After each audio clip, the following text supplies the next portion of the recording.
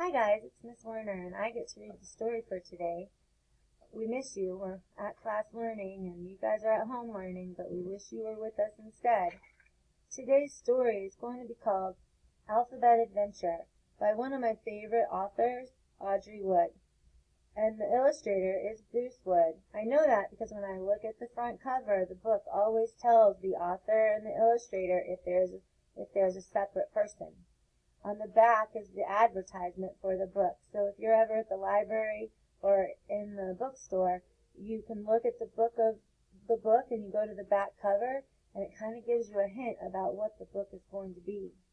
Now, the important part of the book that holds all the pages together is like a part of our body. It's the spine of the book.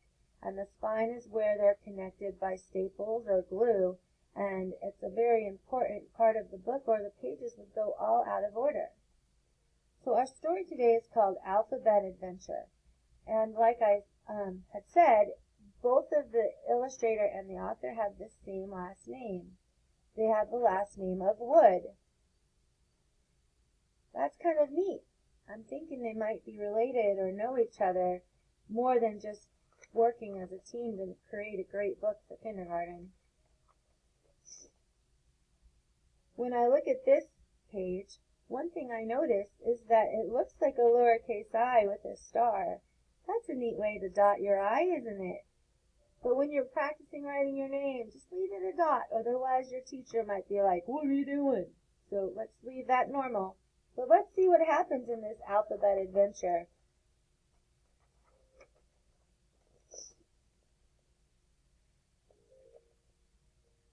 The little letters from Charity's alphabet had worked hard all summer long, learning how to be a team.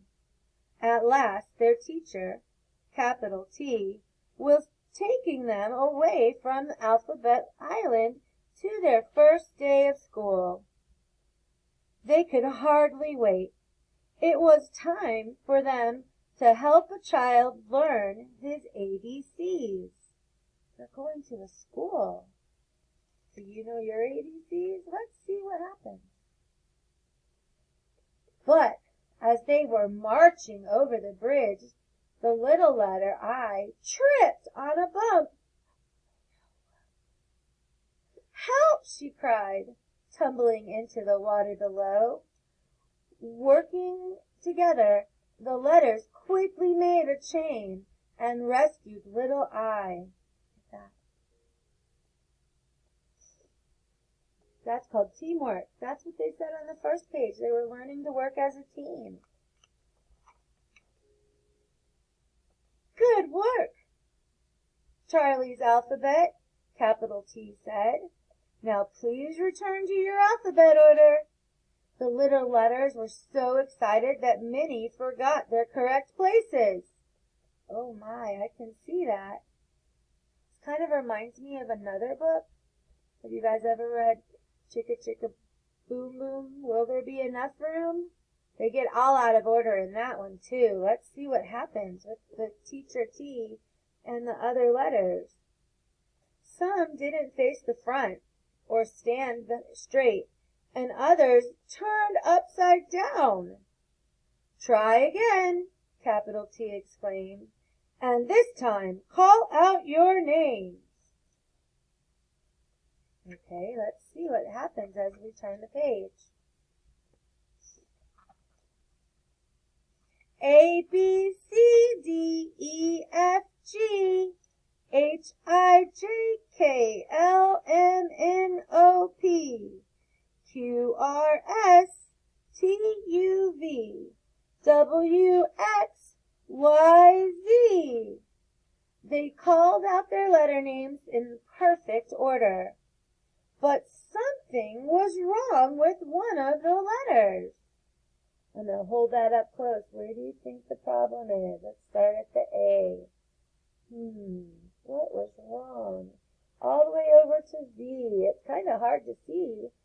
The Z is over here and it's purple. Kind of dark in there. I wonder if that's the problem.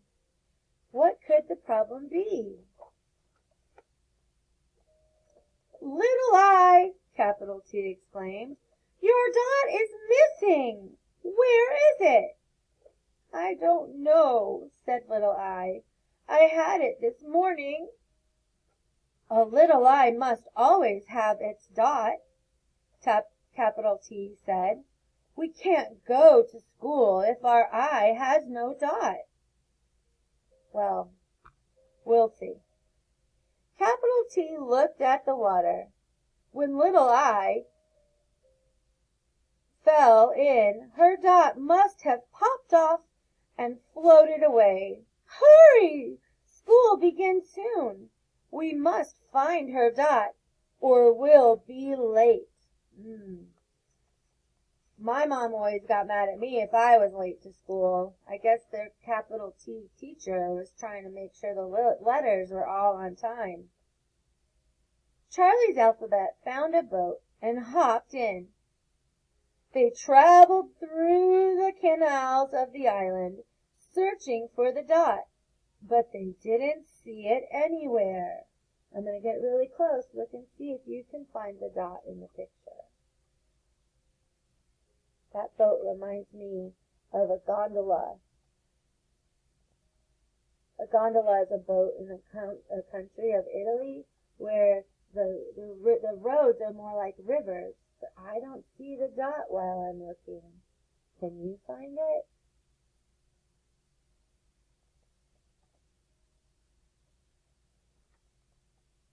That one. It's kind of like a clue. I'm going to pull it back so you see the whole picture now. At last they came to a place where the capital letters were having a big party. "Maybe my dot is at the party," Little Eye said. The little letters searched high and low, but they couldn't find the dot. Well, look at all those capital letters having a good time. I didn't know that the capital letters get to have a party when the lowercase letters have to go to school. I don't think that's typical. I don't think Mom and Dad are having a party when you're at school, just so don't worry. Here we go. Let's look at this page.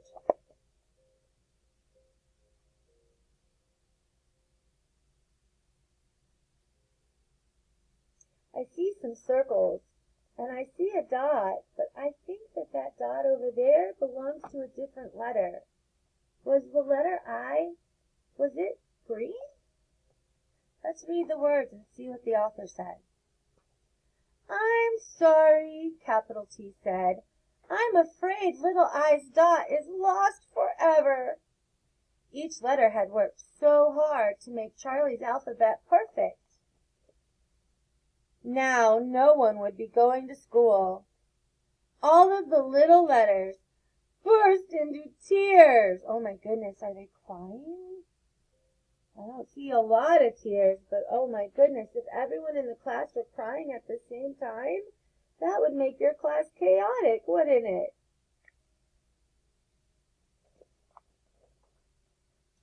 Ooh, this is a great illustration. You guys remember that the illustrator is the picture maker. The authors made the story up, and the illustrator has created the pictures. I wonder if they're going to find it or not. All of the letters, except for Little Eye, raced down the street of Alphabet Island. Along the streets, you see there's that canal and that boat again. They were searching for what they needed to make the plan work. That was the Little Eye's dot, right? I hope they find it. Here we go. We got the letters back in order again. Did you guys sing with Jack Hartman already? Because you're going to go through all these letters with him and sing it and say it and spell it. And it looks like all the letters are in the right order, but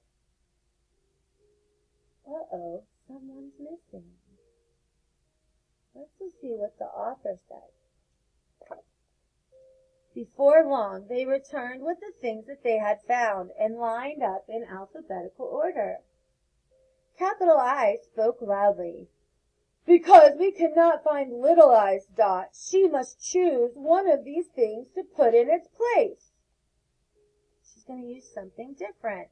That reminds me of the title page. Remember? Let's see what she chooses. Little I scooted down to S and tried on the star. Ouch! She cried. The points on this star are too pointy. They're very prickly. She hopped over to another letter, little h. Little h had a heart. This heart is too heavy, she said. It makes me crumble. Oh my. I'm thinking she might be kind of picky. I don't know if we'll make little I happy at all. See what's coming next? Did you guess the ladybug for the bee? I might have put a bumblebee if I were the illustrator. She bounced back to little bee and tugged on a bug. I can't wear this, she said with a giggle. Ooh, it's too wiggly. Then she noticed little C.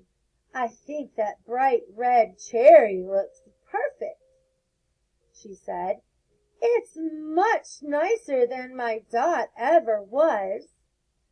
I don't care if my silly Dot stays on Alphabet Island forever. Little I was about to put on the cherry when a teeny tiny weeny whiny voice cried out, I'm not silly. Oh my goodness, I wonder where that voice came from.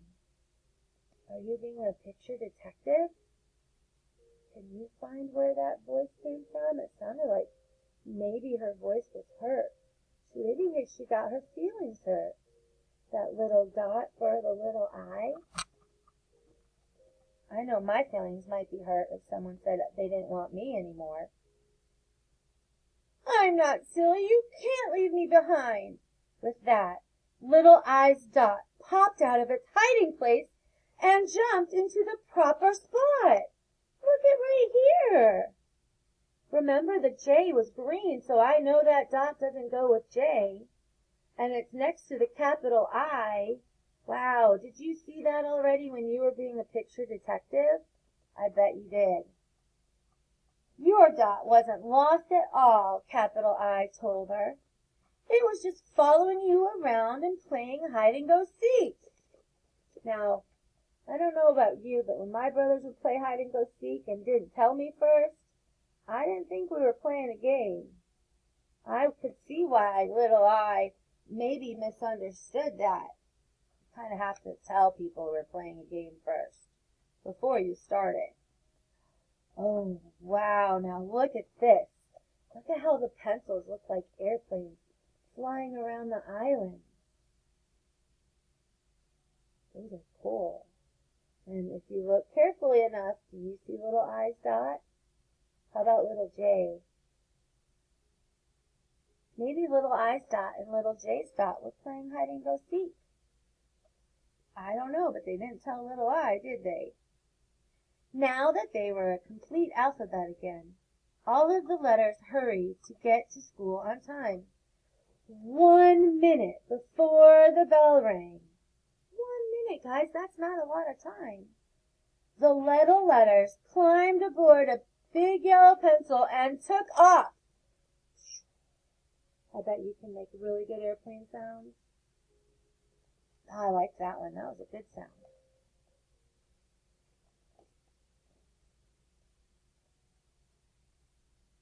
They're arriving to school. When they arrived at their school, capital T pointed to a boy staring at a blank piece of paper. It's time for you to go to work, little letters, she said. The boy needs your help. Can you guess his name? They all looked closely at the boy, and suddenly they knew where they belonged. The little letters were so happy, they jumped for joy. Whee!